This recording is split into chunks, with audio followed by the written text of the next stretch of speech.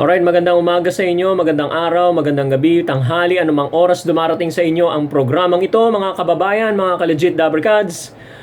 Narito na naman po kayo sa Talking Toshi TV para sa isang paksa na ating tatalakayin.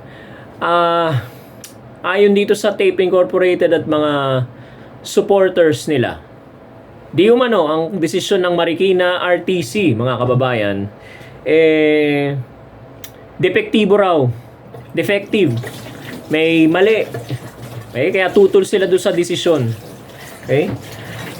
Unang-unang reaksyon ko dyan, matuto sana tayong gumalang sa otoridad, ano? Lalo at korte yan. Hukuman yan. Sila ang mas nakakataas sa atin pagdating sa judgment sa mga legal battles, ano? O sa usaping batas. Okay? So, kapag nagdesisyon ng korte na ganyan, kahit initial pa yan, ano?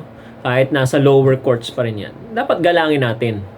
Huwag tayong magbibigay ng mga negatibong mga komento siguro sa mga ganyan na depektibo, no? Na sasabihin natin depektibo. May mali, no? Okay? Ang gawin nyo na lang yan, yung ginagawa ninyo, umapilala lang kayo. Okay?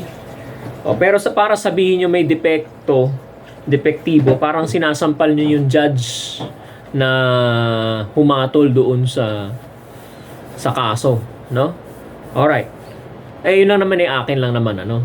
Pero punta tayo doon sa ating gustong talakayin na issue. Depektibo raw yung desisyon. Okay? At dahil daw dyan, re-rest back daw itong Tape Incorporated at mga supporters ng Tape Inc. Okay ang okay ang termino, okay ang salitaan, re-rest back. Wow, re-rest back, ano? Tingnan muna natin bakit nasabi nilang depektibo yan. Okay, ano ba sa tingin nila ikinadepektibo nung hatol? Okay? Sabi dito sa statement ng legal counsel ng Tape Incorporated, ikinabahala namin at iba pang abogado ang desisyong kumatig sa trademark ownership, trademark infringement at kanselasyon ng trademark. Okay? Gayong ang kasong inihain laban sa amin ay para lamang sa copyright infringement. Ayan, yan ang sabi ng legal counsel ng Tape Incorporated. Okay, ng mga abogado nila. Okay. Ikinagulat daw nila, kinabahala, na ang desisyon yung sa trademark daw. Okay? Samantalang ang isinampang kaso sa kanila ay copyright. Okay? Ganito. Ito, sarili ko lang naman na na analysis or na sarili ko lang, no? Ewan ko kung ito ba itama or legally tama, pero palagay ko marami ang sasang-ayon sa inyo, mga kababayan, mga ka-legit Dabbercads. Okay. Ganito. Yung copyright, ano ba ibig sabihin nun? In the first place, mga kababayan. Ang copyright po, sa mga hindi pa nakakaalam, yan ay isang uri ng intellectual property na nagbibigay o binibigyan proteksyon ang mga original creators ng kung anuman, ng kanta, musical composition, painting, photograph, no? Artistic work. Yan. Kung sino man yung original na gumawa niyan. Okay? Kasi mayroong may manifestation yan. Siyempre, gagawa ka. May physical manifestation yung artwork. Yung musical composition, meron din. Mga softwares, yan. Kinaka-copyright yan. So, yung may-ari nung copyright nung mga bagay-bagay na yon, yung mga creations na yon, no? mapupunta doon sa gumawa. Okay? At yun ay protektado under copyright laws. Okay? So, ang copyright, mga kababayan, in short, protection niya na binibigay doon sa original. Take note of the word original. No? Binibigay yan doon sa original na gumawa, may likha ng isang bagay, or isang creation, or art of work, or artistic work. Ano? Yan. Or, kung ano man yan, kung anong klase mang creation yan. Okay. Now, punta tayo kay Master Henyo Joey De Leon. Alam naman natin, mga ka-legit Dabbercads, na si Master Henyo Joey De Leon ang may-ari, gumawa, umisip nung konseptong Itbulaga. Okay. Nag-iisip siya ng title ng noontime show. Naisip niya Itbulaga. Okay. Doon pa lang sa pag-iisip niyang yon, naisip niya Itbulaga. Siya na ang may-ari nun. At the time of creation, siya na ang may-ari nun. Walang iba. Okay? Yan. Siya na may-ari nun. Okay. Ngayon, di magno-noon time show sila. Kailangan yung noon time show na yon ma-distinguish, maiba, magkaroon ng distinction yung kanilang show sa ibang noon time show. Okay? Yan. Ano ngayon ang ginawa ni Master Henyo Joey De Leon? Gumawa siya ngayon ng logo. Ngayon, itong logo na to, this is classified under trademark. Ang trademark kasi, mga kababayan, any word, phrase, symbol, sabihin na natin logo, okay, or picture, or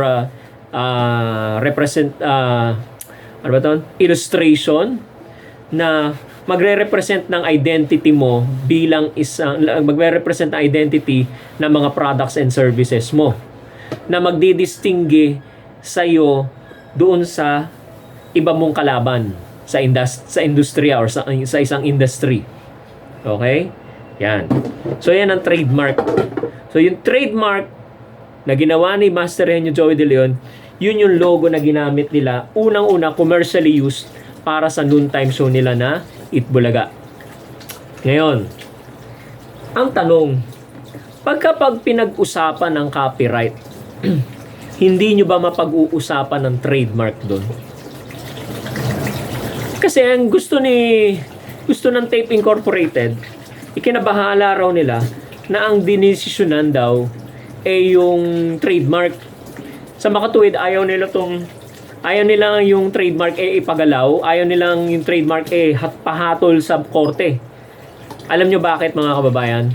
Dahil meron silang pending na apila dun sa pinakamataas sa director o officer sa IPO Philippines tungkol doon sa registration nila doon sa trademark. Kaya ayaw nilang ipahatol sa korte yan. Dapat ang hatulan daw copyright. Ito sarili ko lang analysis to. Pag pinag-usapan yung copyright, mga kababayan, in this case, no? Pag pinag-usapan nyo copyright, mapapag-usapan nyo na rin doon yung trademark. Di ba po, mga kababayan? Hindi nyo maihiwalay yung copyright sa trademark dito sa kasong ito. Kasi bakit? Si Master Henyo Joey De Leon nakaisip ng title, nasa isip niya Itbulaga. Para ngayon magkaroon ng logo or identity yung noontime show na yun, gumawa siya ng trademark or logo. Yun na nga yung Itbulaga. Ngayon, ano ba pinagtatalunan natin? Yung ownership, sino ba may-ari? Yung bang unang nagrehistro o yung may-ari, sino ang gumawa? Iyan ang pinagtatalunan ngayon napatunayan, 2 beses, strike 2 nga kayo Diba? 2 beses napatunayan. Una-una sa IPO Philippines. Napatunayan ng TVJ na si Master Henyo Joey De Leon ang may-ari niyan. Kasi na-explain niya na maigi yung history, yung ibig sabihin ng mga yung logo design, yung graphic design doon. Na-explain niya kung ano ibig sabihin ng mga symbolisms doon, So sa kanya iginawad yung ownership. Okay? Huwag na kayo magtaka, Tape Incorporated, na kung doon sa kaso, Doon sa copyright infringement, matatalakay din yung trademark, mga kababayan. Kasi pinag-uusapan sino ba may-ari ng trademark. Di ba yung pagmamay-ari, copyright yun? Di ba po? Inihiwalay nitong mga legal counsel nitong Tape Incorporated. Mga kababayan, hindi po maghihiwalay yun. Anong ibig mo ba sabihin pag hinatulan na kay Master Henyo Joey De Leon yung Itbulaga, hiwalay pa? Siya yung gumawa, siya yung nakaisip, siya yung gumawa ng logo, at siya yung unang gumamit commercially. Contrary to kumakalat na balita na Tape Incorporated ang gumamit na for initial commercial for commercial use initially, unang-una silang gumamit for commercial use, which is wrong kasi 1979 gawin mo ng 1980, si Master Henyo Joey De Leon ang gumamit niyan unang-una commercially, hindi Tape Incorporated, dahil Tape Incorporated just existed, pumasok lang sila sa eksena 1981. Okay? So, dyan sa usaping copyright, hindi nyo maiiwasang hindi nyo pag-usapan yung usaping trademark kasi inuugat ninyo kung sino ang may-ari ng trademark, yung logo. At eto na nga, 2 beses na pagdesisyonan, IPO Philippines at saka dito sa korte, ang may-ari, totoo may-ari ng trademark na Itbulaga, pati yung konsepto ng Itbulaga, walang iba kundi si Joey De Leon. Yan ang sanang, eto analysis ko lang ito pero off yung sagot nung Tape Incorporated. Hindi ako kumbinsido dyan na parang ayaw nyo, parang hinihiwalay nyo. Dapat daw ang hinatulan is yung copyright infringement. Tama nga naman, copyright infringement ang hinatulan. Pero doon sa copyright infringement, ang inuugat ninyo, inaalam nyo doon sino may-ari ng trademark. Therefore, hindi nyo maiiwasang hatulan yung trademark. Diba? Pagmamay-ari yan iniwan ba ni Master Henyo Joey De Leon, binigay ba sa inyo ni Master Henyo Joey De Leon yung trademark? Hindi nga niya binenta sa inyo Hindi nga niya inassign sa inyo Niwala kayong pahintulot na iparehistro yan Nagulat na lang yung 3, nakarehistro sa kanilang pangalan sa Tape Incorporated na for merchandise. Ginamit nyo, hindi nyo pinaalam doon sa 3. Kaya yan, So, ang analysis natin dito mga kababayan, siguro maling sabihin, Saka para sa akin, maling sabihin na dapat ang inayos ang binigyan ng hatol is yung copyright infringement, hindi raw yung trademark. Hindi nyo maihihiwalay yung usapan ng trademark sa copyright infringement. Kasi gumawa si Joey De Leon ng logo ng trademark.